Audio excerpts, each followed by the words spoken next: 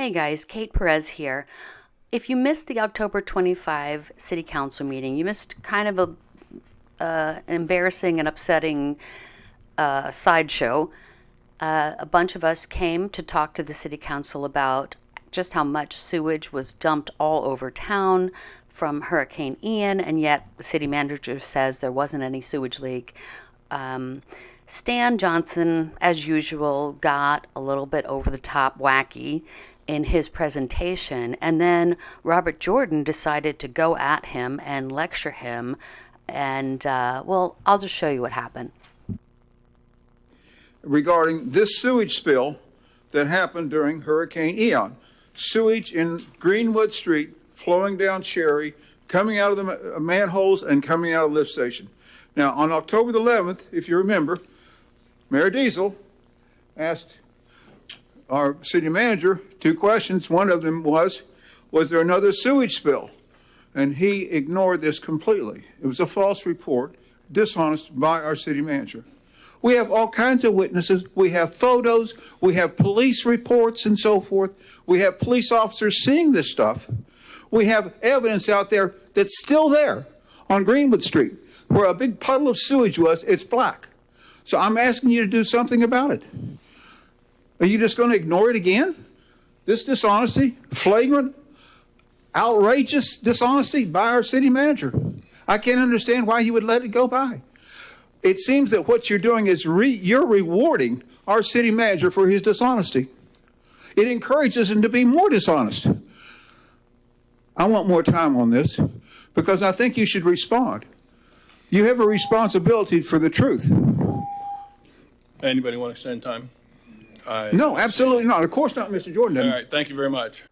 As I said, Stan's demeanor was problematic, but what he's saying is the truth. Here is a picture of the sewage at Greenwood Street after the storm. You can clearly see it. Here's the lift station. Many people reported this. It was even on the news that it was spewing out sewage into the river, onto people's lawns. I myself went to the Walgreens, to the prescription window behind, and the smell of sewage there was overpowering. They were pumping something out of the stormwater drain, and the smell was just unbearable. You knew it was sewage. So he's not wrong that it's just not true that the sewage, which is what the city said, that there weren't any spills, but there were spills. But look what Robert Jordan's reaction is. Mr. Mayor. Vice Mayor. Just so the public know, one of the things this person did was try to destroy my business by yes.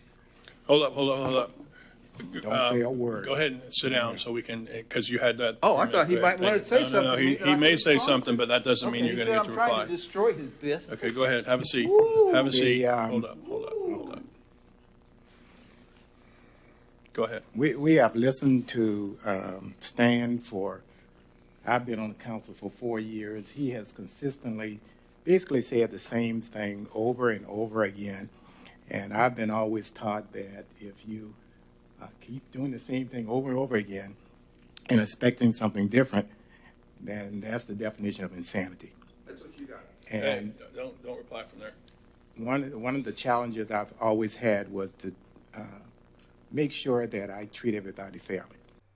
Now, I don't know what this man's definition of fair is, but I've seen him for years at City Council. When someone says something he doesn't like, a member of the public, someone who he's supposed to serve, he calls you back to the lectern so he can wave his finger at you and say, you may not like it, and he's just very combative with the citizens. He's done it to me, he's done it to Tony, he's done it to Kay St. Onge, who is just a very timid, polite person. He's done it to Dwight Seavers twice. And of course, here he's going at Stan. So I really challenge the idea that he tries to be really fair to everybody.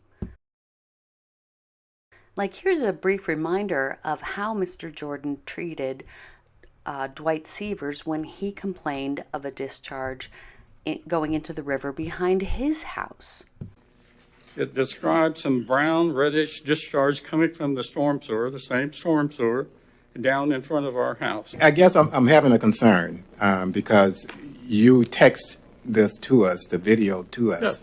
and I sent you something, Yes. and apparently you don't agree with it. Yes. And, well, I just don't understand because the report is pretty clear of what's going on. And I certainly am in agreement. Since you sent the video to us, I don't think it would have been appropriate to show that to the public. But why is it inappropriate to show that video to the public, I wonder? Well, let me show the video to you. Nasty brown reddish water, and that's where it's coming from. Good old Titusville. What do you think that is coming out of that pipe? You're in Titusville. Nasty. When, in my opinion, and as I told you, I'm in agreement with the report that things were fine. There was nothing wrong. We sent an inspector there. There was nothing wrong. So to How did Mr. Jordan see that very video that I just showed you and think there was nothing wrong? It's clear that there was something wrong. He watched it and then he said, no, there was nothing wrong. And when the rest of the members of the council voted that Dwight could finish his presentation, Mr. Jordan voted no. He didn't want him to finish his presentation. speak about that, you may not like what When you did saw. you send an inspector there? I'm sorry. Hold on a second. What you may not like is the results of what the inspection was, but there was a member of staff that went to that site, investigated, and it came back with a report in which your husband got. Okay. So that is my concern. I just don't want us to be going down a rabbit hole when it's not necessary. You have a perfect right to say that I disagree with the report, but you came up with something you said that you didn't feel was correct. We investigated. It turned out that everything was on the up and up. So just to keep pushing it just because you don't like the answer is not, in my mind, No, appropriate. I don't like the answer. I'd like to know when those people came. Well, Did they come Thursday when the stuff was pouring out I of the think we need pipe? to Yeah, hold determine on, whether I hold have on. more time. Here's where I am. I wanted to finish the presentation, and a lot of what you said is where I would come from. But I wanted to finish the presentation, just so we finish the presentation. So I think it's up for a vote right now. So let's go roll call vote, yes and no. Oh, you want to vote again? I want a roll call vote. Yeah. Oh, okay. Good. Okay. Member Stokel? Yes. Member Robinson? Yes. Member Jordan? No. Mayor Diesel? Yes. Vice Mayor Nelson? So keeping in mind how combative Mr. Jordan really is with the citizens when they have a concern, let's watch the rest of his performance against Stan. Stan has been, in my opinion, in my life, the nastiest person I've ever met in my life. He is not one who has good character. He is one that doesn't mind trying to destroy somebody else's life by destroying their character, talking about every director that we have at city, the city council members. And to me, it's embarrassing that he just said that he was taught certain things as he was growing up, yet he won't follow the same rules. It is unfortunate to me that we have someone who, in my opinion, is an embarrassment to Titusville. And he doesn't care, and all he cares about is being right when most of the time he's wrong. And it's unfortunate to me. He went too far with me this week when my wife had to see something that he taped to the front door of my business. He came to my business. And I'm telling you right now, in public, you are not welcome at that business. Do not come on my property again. I find you very dangerous to me, and I'm telling you, I will protect my own. So, Mr. Mayor and Council, to me, we have put up with a lot of stuff with him. He has wasted so much of our time. I have no respect whatsoever for this human being. because he has shown that he has no respect for any of us. And I just find it embarrassing. It just saddens me that a man of his age does not have the decency to try to treat everybody with respect. If he doesn't get his way, if you don't agree with what he says, then we're all wrong. And to me, that's crazy, because all of us can't be wrong and only one person can be right, especially him. So I would submit to Stan Johnson that he should really change his ways. You're not going to live forever. You talk about being a Christian, but nothing that you do is Christ-like. Nothing. And I am embarrassed for you, sir. And the only thing I can do right now is pray for you, because it's obvious that you do not care about anybody except yourself. Yeah, it's slightly annoying to have someone put a sign on the door of your business, but is it this upsetting that Mr. Jordan needs to say that Stan has no character, that he's not a Christian? Doesn't that seem a little over the top, folks?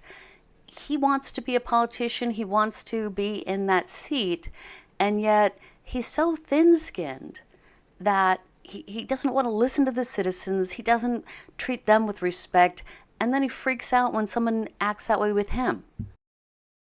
I'm going to show you just a little bit more of Stan being wacky and how Dan Diesel, our mayor, handles it. He handles it without insulting Stan, without talking about his character or saying he's going to pray for him, he's not a Christian. And I feel like this is the proper way to deal with it if you want to be an elected official. And this is what Mr. Jordan is talking about. He says, oh, my golly, Stan Johnson, you are terrible. Oh, my golly, you threatened my business. You put this on the door. Oh, you're unchristian. Oh. That's Mr. Jordan. Oh. So he's going crazy about this, because it was even on the I think you go to New Life. This was on the door of New Life Church too. Let's go. How about that? And they didn't go woo, like Mr. Jordan. Well, these things are down here, H, I, J, you put a circle. I haven't heard you say H is about this. I'd like to hear you say something about some of these.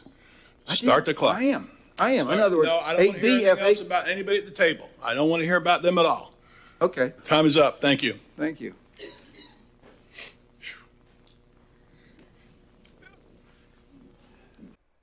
Note that Sarah Stokel and Robert Jordan are just now returning, because the second time and third time that Stan talked, they both pointedly left the room.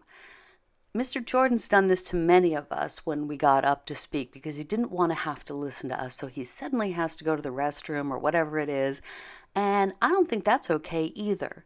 If you want that job, you need to be in that seat listening when the citizens talk, even if you disagree with them. So that's it for now, folks. I will say once again, I think that Mayor Diesel handled Stan's performance perfectly. The rest of the council, except Member Stokel, managed to stay in their seats and stay calm and listen to what the citizens had to say.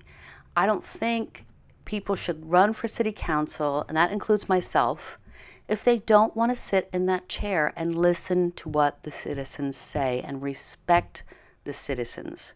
That's really important to me. And I want you to remember that Mr. Jordan has endorsed my opponent, Herman Cole. And he wants him to continue the good work that he's done on the council. Think about it. That's all. I'm Kate Perez, and I approve this message.